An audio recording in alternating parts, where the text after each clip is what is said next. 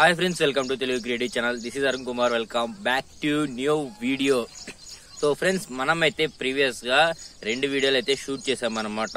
అసలు project works ఎందుకు చేయాలి అండ్ తర్వాత మీకోసం 10 ప్రాబ్లమ్స్ చెప్తూ ఇన్నోవేటివ్ ఐడియాస్ రావడానికి ఇంకొక లాంగ్ వీడియో చేసాము. ఆ 2 వీడియోలు మీరు ఇంకా చూడకోకుండా ఒకసారి వెళ్ళి చెక్ చేయండి. మన ఛానల్ అయితే ఉంటే అండ్ మనం ఆఫర్స్ సంబంధించి కూడా లైవ్ అయితే చేసామన్నమాట. ఆ వీడియోలు కూడా మీరైతే చెక్ చేయొచ్చు. అండ్ ఈ వీడియోలో మనం మెయిన్ గా ఒక ప్రాజెక్ట్ వర్క్ చేయడానికి ఎటువంటి స్టెప్స్ అయితే ఫాలో అవ్వాలి, ఒక ఇన్నోవేటివ్ ప్రాజెక్ట్ గానీ ఒక స్టార్ట్అప్ ప్రాజెక్ట్ గానీ లేదంటే నార్మల్ ప్రాజెక్ట్ వర్క్ చేయడానికైనా ఎటువంటి స్టెప్స్ ఫాలో అవ్వాలనేది ఈ వీడియోలో అయితే మాట్లాడుకుందాం. వీడియోని ఎండ్ వరకు అయితే చూడండి అండ్ వీడియోకి అయితే టైం లైన్ అయితే ఉంటుంది, మీరైతే స్విచ్ అయితే అవ్వచ్చు అనమాట. ఇంకేం లేట్ చేయకుండా వీడియోలోకి అయితే వెళ్ళిపోదాం పదండి. ఫస్ట్ స్టెప్ వచ్చేసరికి ఐడియా జనరేషన్. సో మనం ఏదైనా పని చేయాలన్నా లేదంటే ఏదైనా చేయాలన్నా కూడా మనకైతే ఫస్ట్ ఐడియా అయితే ఉండాలి. మనం ఏదైనా స్టార్ట్అప్ చేయాలన్నా ప్రాజెక్ట్ వర్క్ చేయాలన్నా ఏదైనా పని చేయాలన్నా మనకు ఒక ఐడియా అయితే ఉండాలన్నమాట. ఫస్ట్ మనం ఐడియాని అయితే జనరేట్ అయితే చేసుకోవాలి. మనం ఏ దానిపైన చేస్తున్నాం, ఏ సెక్టర్ పైన చేస్తున్నాం, ఏ కేటగిరీ పైన చేస్తున్నాం అనే దానికైతే మనం ఐడియా అయితే జనరేట్ అయితే చేసుకోవాలి. ఈ ఐడియానే మనకి టర్న్ వేసి ఒక ప్రాజెక్ట్ వర్క్ కన్వర్ట్ అవ్వచ్చు, లేదంటే స్టార్ట్అప్ గా కన్వర్ట్ అయితే అవ్వచ్చు అనమాట. మనకు చెప్తారు కదా ఐడియా కావాలా అని. సో అలాగే ఐడియా అనేది మనం జనరేట్ అయితే చేసుకోవాలి. సెకండ్ స్టెప్ వచ్చేసరికి research and planning. Research and planning లో మనకి మెయిన్ గా జనరేట్ చేసుకున్న ఐడియాని దానికి తగ్గట్టు రీసెర్చ్ చేసుకోవాలి. దానికి ఎంత ఇన్ఫర్మేషన్ కావాలి, ఏమేమి ప్రోస్ ఉన్నాయి, కాన్స్ ఉన్నాయి, ఆ ఐడియా అనేది వర్కౌట్ అవుతుందా కాదా, ఇలాంటి మల్టిపుల్ విషయాలపైన మనం రీసెర్చ్ అయితే చేసుకోవాలి. అండ్ దానికి తగ్గట్టు మనం ప్లానింగ్ కూడా చేసుకోవాలన్నమాట. ఆ ఐడియాని ఎప్పుడైతే రీసెర్చ్ చేస్తామో అండ్ దాన్ని నెక్స్ట్ స్టెప్ కి ఇంప్లిమెంట్ చేయడానికి కావచ్చు, లేదా దాన్ని ప్రాక్టికల్ గా తీసుకురావడానికి కావచ్చు, దానికి తగ్గట్టు ప్లానింగ్ అయితే మనం చేసుకోవాలి. సో ఈ రీసెర్చ్ అండ్ ప్లానింగ్ అనేది మన సెకండ్ స్టెప్ అయినా కూడా చాలా బాగా మనకి ఫర్దర్ స్టెప్స్ లో అయితే యూజ్ అయితే అవుతుంది అనమాట. థర్డ్ స్టెప్ వచ్చేసరికి డిజైనింగ్ అండ్ బిల్డింగ్. సో ఈ డిజైనింగ్ అండ్ బిల్డింగ్ లో మీరు ఏదైనా ఒక మెకానికల్ గానీ, ట్రిపుల్ గానీ, ఈసీ గానీ ఏదైనా దానికి సంబంధించిన ప్రాజెక్ట్ వర్క్ చేస్తూ ఉంటే దానికి తగ్గట్టు మనం ఏదైనా డిజైన్ చేసుకోవచ్చు. సాఫ్ట్వేర్ లో కావచ్చు, లేదంటే మన హ్యాండ్స్ అనుకున్న డిజైన్ చేసుకోవచ్చు, లేదంటే డ్రాయింగ్ తీసుకోవచ్చు.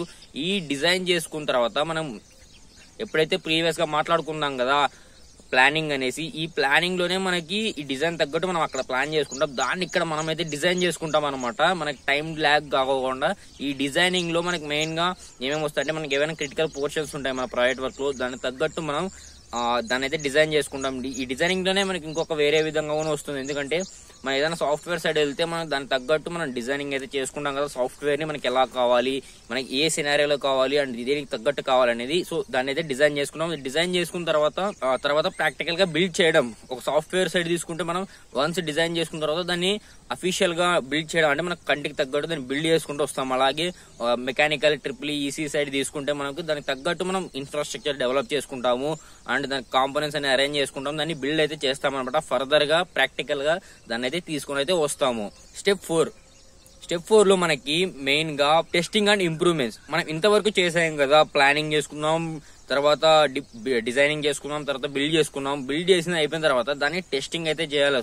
ఏ ప్రోడక్ట్ అయినా కానీ, ఏ ప్రాజెక్ట్ వర్క్ అయినా కానీ, ఏ థింగ్ అయినా కానీ వన్స్ దాన్ని మ్యానుఫ్యాక్చర్ చేసిన తర్వాత లేదా దాన్ని తయారు చేసుకున్న తర్వాత టెస్ట్ అయితే చేస్తాం కదా. అలాగే దానికి సంబంధించిన బేసిక్ టెస్ట్ అయితే చేస్తాం. ట్రిపుల్ అనుకో దానికి సంబంధించిన టెస్ట్లు అయితే ఉంటాయి. ఈసీ డిపార్ట్మెంట్ అంటే ఈసీ డిపార్ట్మెంట్ సంబంధించిన మనం ఏ దానిపైన అయితే వర్కౌట్ చేసాం దానికి తగ్గట్టు స్టెప్స్ అయితే ఉంటాయి అనమాట.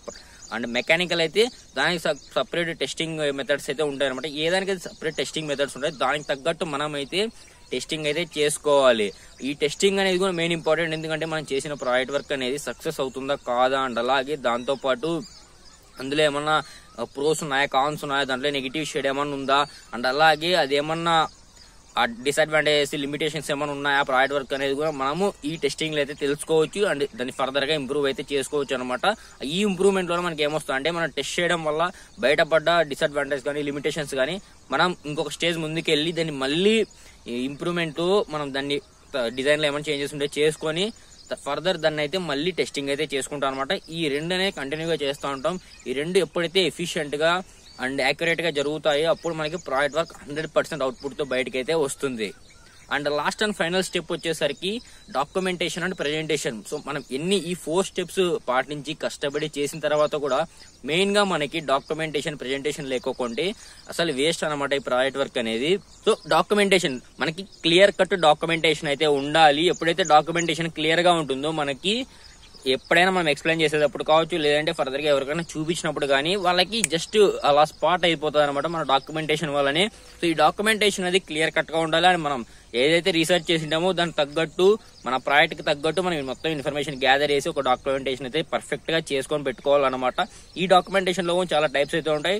మన ప్రాజెక్ట్ కి ఏది సరిపోతుందో అలాగైతే మనం డాక్యుమెంటేషన్ అయితే చేసుకోవాలని ప్రెజెంటేషన్ ఇంత ప్రాజెక్ట్ చేసిన తర్వాత ప్రెజెంటేషన్ అనేది మెయిన్ ఇంపార్టెంట్ రోల్ అయితే ప్లే అయితే చేస్తుంది. ఈ స్టెప్ 5 డాక్యుమెంటేషన్ అండ్ ప్రెజెంటేషన్ లో మెయిన్ కేటగిరీ ఏంటిదంటే ప్రెజెంటేషన్ అన్నమాట.